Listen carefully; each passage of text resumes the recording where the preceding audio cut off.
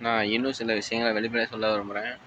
அதாவது நான் இந்த அசோகர் வரலாறு, இப்படி இறையாண்மை விஷயங்கள், இன்னும் தமிழ்நாட்டுக்குள்ளார ஏன் ஆன்மீகம் அல்லாத ஒரு திராவிடத்தை உருவாக்குனாங்க அப்படின்னு விஷயங்கள்லாம் சொல்றதுனால, இதெல்லாம் பத்தி பேசக்கூடாது, கருப்பு பணம் பத்தியெல்லாம் பேசக்கூடாது அப்படிங்கிற மாரி எனக்கு நெறைய டிஸ்டர்பன்ஸ் நடக்கும். வேலை செய்றதுன்ற இடத்துலலாம் நெறைய பிரச்சனைகள் ஆளுங்கள அனுப்பிச்சு விட்டு பிரச்சனைலாம் உண்டு பண்ணுவாங்க. அப்போதைக்கு அவங்க சொல்ற காரணம் என்னன்னாக்க, நல்லா இல்லன்னா சொல்ல தான் செய்வோம் அப்படிங்கிறாங்க. நீங்க பண்ற அரசியலே நல்லா இல்லையே!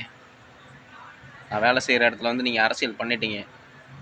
இது எப்பவுமே அரசியல்னு சொல்லிட்டு காலங்காலமா பண்ணி வச்சீங்கன்னா பித்தலாட்டம்.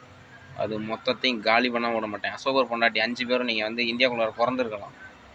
ஆனா, உங்க 5 பேர் பண்ண அயோக்கியத்தனத்தையும் நான் வெளில கொண்டு வராம விடமாட்டேன். இதுல என் உயிரே போனாலும் சரி. உங்க 5 பேரையும் நான் சும்மா விடமாட்டேன். சொல்லிட்டேன் நானு.